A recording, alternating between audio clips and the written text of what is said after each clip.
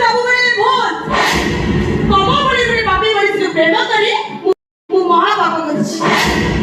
ରହିଥା ତୁ ସୁଦର୍ଶନକୁ ପ୍ରେମ କରିକି ଭୁଲ କରୁଛୁ? ହଁ ଭାଇ। ତୁ କଣ ଆଗରୁ ସତୀ ପଦ୍ମାବତୀ ଥିଲୁ? ଭାଇ ଭାଇ କଣ ଜଗନକୁ ବାହା ହେବା ଆଗରୁ ତୁ ଆଉ 3 ଜଣଙ୍କୁ ବାହା ହେଇନଥିଲୁ? ଭାଇ ମୁଁ ତ ଭଉଣୀ କି ତୁ ମନରେ କିଛି ବିଚାର କେମିତି କରିଛୁ? ତତେ ମୋତେ ମାରିବି। ଗୁରେକି ଯା ଛୁରୀ ଗୁରେକି ମର୍ଡର କରିଛୁ। ଘରେ ପଳା ନାଇଁ କ କଲେଜରେ ପଢିଲା ବେଳେ ଗୋଟେ ଟୋକା ସହିତ ତୁ କଲିକତା ପଳେଇନଥିଲୁ?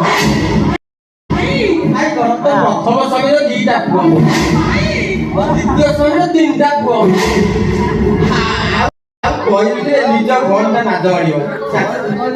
हे भगवान ओ भाई के बारे में एମିତି ବିଚାର କଥା କହିବ ମୁଁ କେହି ବିଶ୍ୱାସ କରିପାରୁନି। नहीं ମୁଁ ପାଗଳି ହେଇଯିବି, ମୁଁ ସତରେ ପାଗଳି ହେଇଯିବି।